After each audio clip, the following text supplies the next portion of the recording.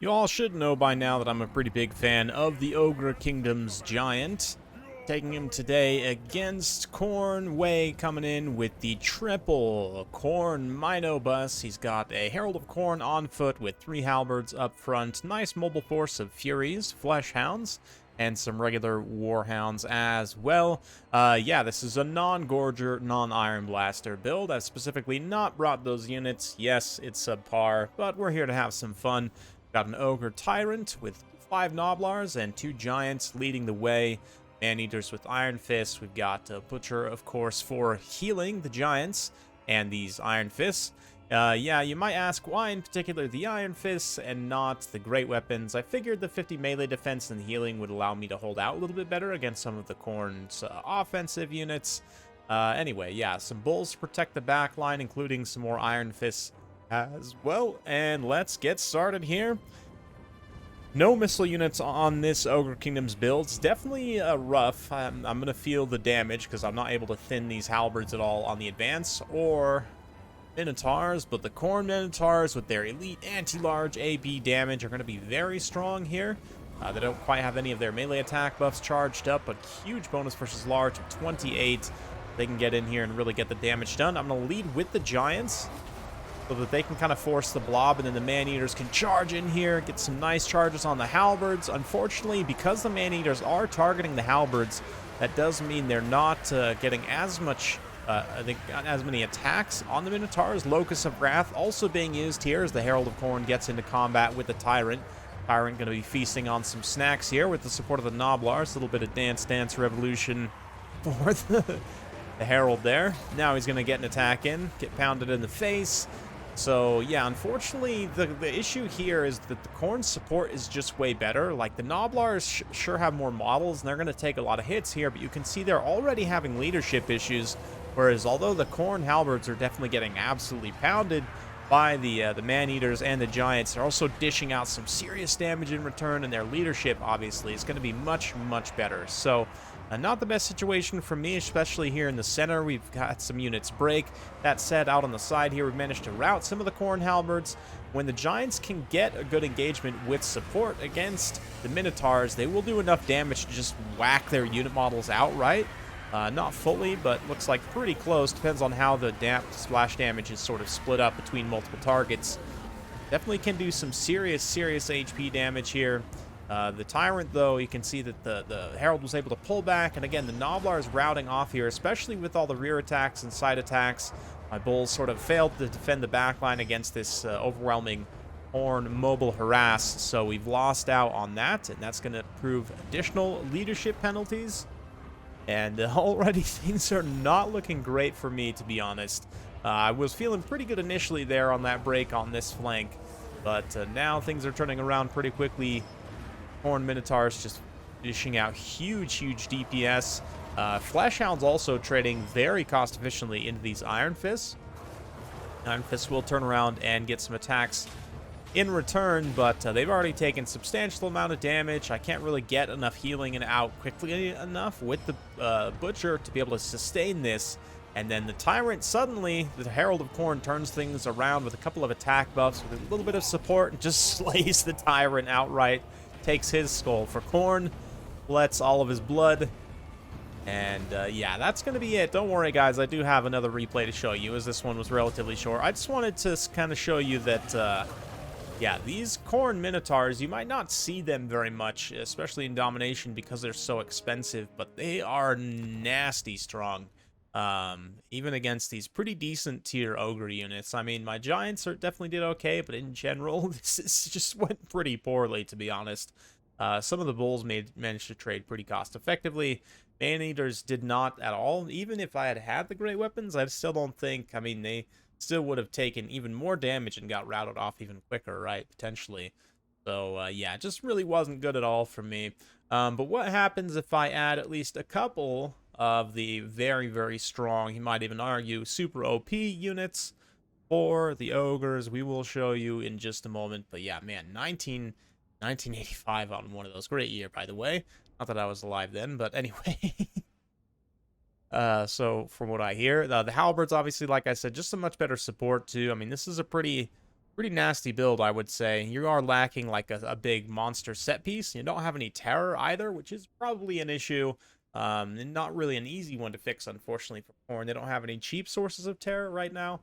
So, a little bit of a tricky situation there. It is nice to have terror, certainly, against Ogre Kingdoms, but like I said, what happens if we throw in a couple of the OP units? Let's find out.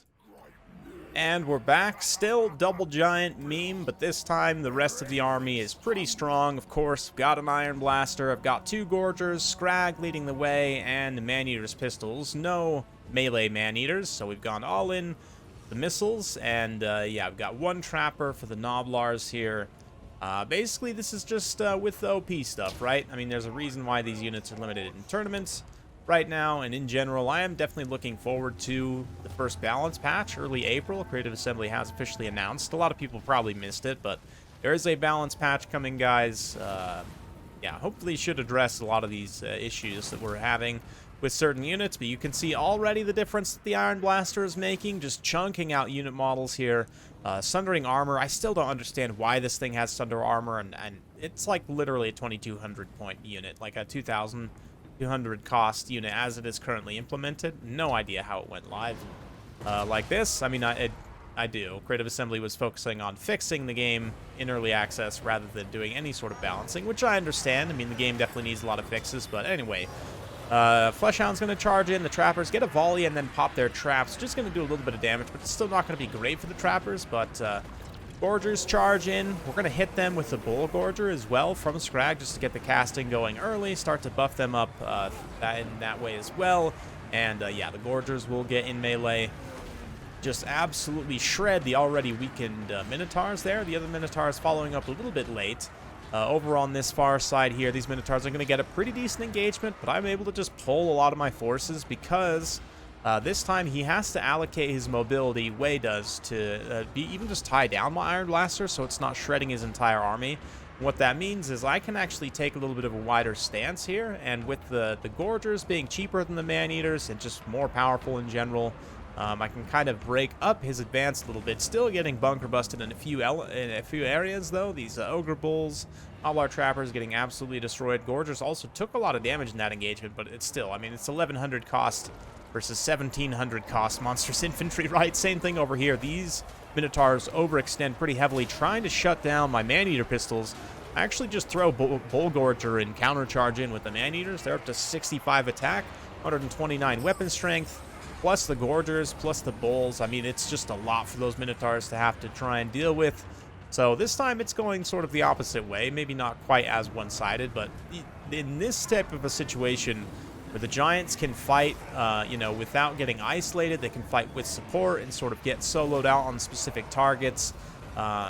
Will be pretty good here. And in a more balanced build like this, where you can both shoot and fight, and, you know, if they come in with a big heavy like Scarbrand or like with a flying Bloodthirster, either Exalted or regular, you can just stick a Giant by the Iron Blaster in order to protect it from said big nasty. Here, though, I mean, Scrag, once he gets caught out, Herald of Khorne and the Minotaurs just shred him so fast. Scrag, in some ways, is kind of tanky, but against very strong, dedicated melee unit, especially because the Herald has flaming damage to shut down Scrag's self-healing. That's going to be nasty, but is it enough at the end of the day? Probably not. His Gorger also getting singled out here against Halberd Warriors and Furies is pretty ideal. This is one way that Wei can get back in the game. But unfortunately for him, I've still got tons of ammunition left on the Iron Blaster, so, oh yeah, that's right. I mean, this engagement would go very well for him, aside from the fact that these guys are lined up perfectly for a side shot with the Iron Blaster here. Oh, man. Nasty stuff. I actually probably killed a couple of my own Gorgers there, but that's fine. They probably deserved it, to be honest. I mean, they definitely deserved it. Let's be real. Also, Man-Eater pistols showing their high utility, fighting in melee as they charge over to whack these Khornehounds. Fleshhounds getting absolutely destroyed there. Although Man-Eaters are also taking a pretty good amount of damage. Nice rear charge there from more Fleshhounds. At this point, though, the Giants are so healthy. Like, yeah, everything else on my army has pretty much gotten killed. Scrag's done.